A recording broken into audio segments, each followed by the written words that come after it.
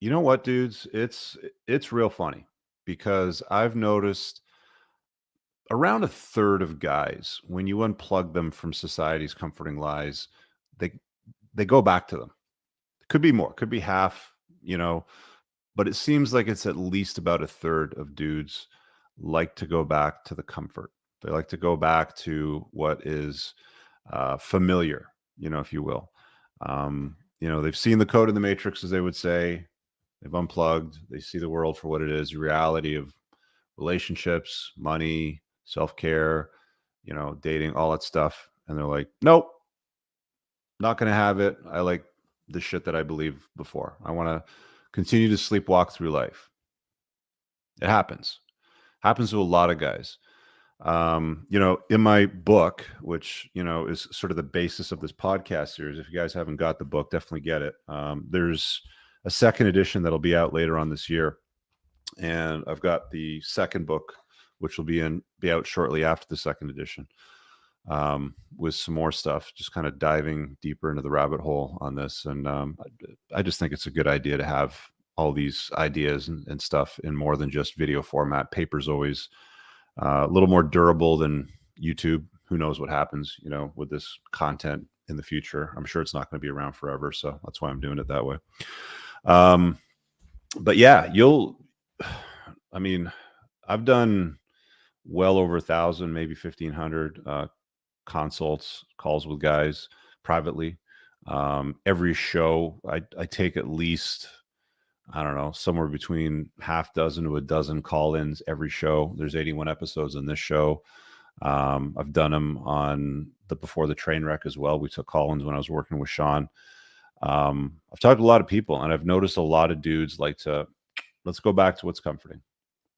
Don't want to do what is real. Don't want to do what works. Don't want to do what I know women respond to. Don't want to do what the facts demonstrate.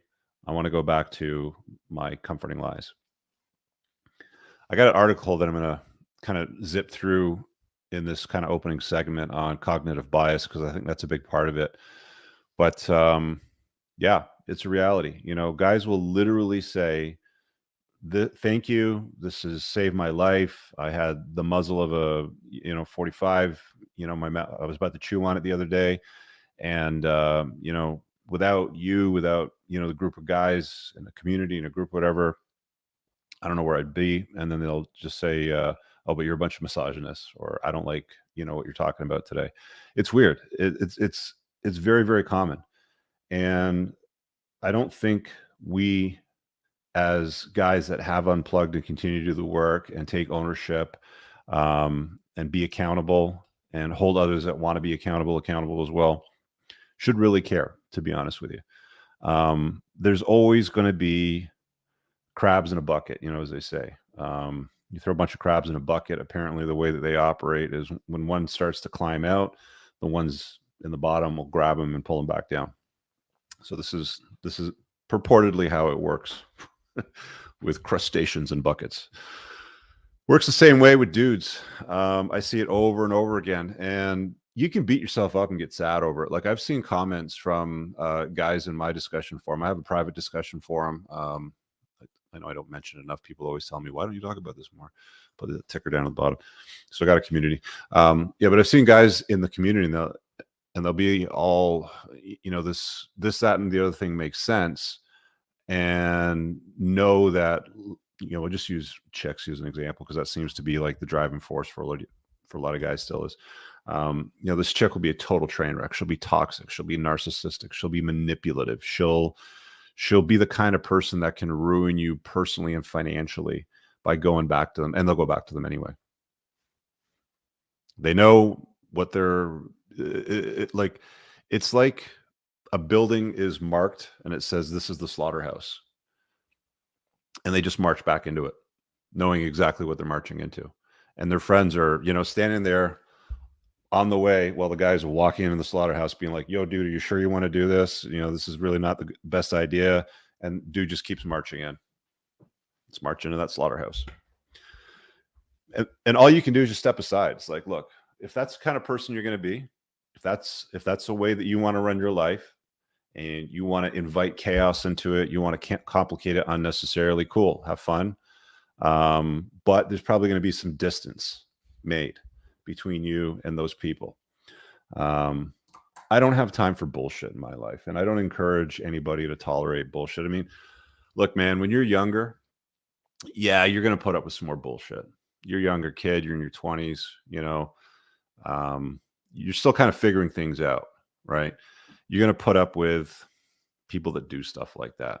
It is what it is, right? How do I stop my friends from doing this? And another one that pops up a lot that I've seen, even in my discussion forum too, is how do you save men that don't want to be saved? And I'll tell you what the answer to that is you don't. You don't. They don't want to be saved. Don't save them. Fuck it. Who cares? Let them go. Let them march into that slaughterhouse. Let them do what they're going to do. Let them invite chaos into their lives. Let them return to the train wreck that's going to ruin them emotionally, financially, intellectually, all those ways. Let them do what it is they're going to do. Roll up your sleeves, as I am doing now, and get on with the business of what you get on with doing. And let them go. Because this is how we should handle things, I believe.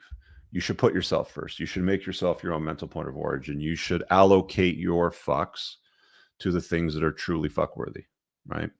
Talk about that in one of the chapters of my book, Managing Your Energy.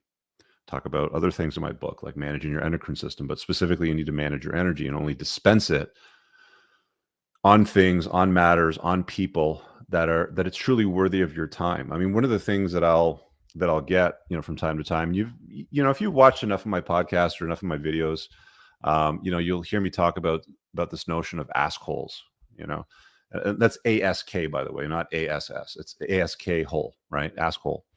And all that means is you're asking the same thing over and over again, but doing nothing with the information that you're provided, and you're reverting right back to what it is that you're doing. That's an asshole, right? So if you have people in your life right now that are doing things that, they're asking questions, they're asking for advice, they want help with something, you provide a solution, you provide the advice that would be useful, and then they do nothing with it, and a few weeks later, or a day later, or a month later, or whatever it happens to be, they come back and they ask you the same shit again. Just look at them and say, you're being an asshole. What's that? Explain it to them. This is what you're doing. I don't deal with people like that. I already told you what to do. Go do it. Fuck off. Right? You're going to get a lot of people like that. Your boy is 40, like old dogs, new tricks. Very, very true. I can retrain a 20-year-old man before I can retrain a 40 or 50-year-old man. Right? I can tell him the exact same thing. And I do. But the older guy, because they have decades more of societal programming, decades more of all those marketing messages and bullshit and TV shows and sitcoms and men ain't shit, men are useless, all that stuff coming at them. Women are great. They're beautiful at any size, use my pronouns, whatever, all that stuff. Because I've heard decades and decades of that stuff, to try to show them something completely different and adopt it and use it, I believe is less likely than a 20-year-old who's only, maybe been hearing these messages for, 15 years or so. What is that age when we start to become like, where you start to develop memories? For me, probably 4, something like that. So, you have 15, 17 years to untrain programming that's not useful. You can do that a lot quicker than somebody that's adopted that for 30, 35 years, 40 years, 50 years. I've seen those guys go back a lot. Not just the older guys, but younger guys too. And I see them go back all the time. And it's like, what the fuck are you doing? All right. Why are you getting mad, at the facts? I've said it before. I'll say it again. I quoted it several times in different parts of my book. If you have a problem with the facts, your problem isn't with the facts. It's with you. I'm going to spell it out. I'm just going to say it. That's it.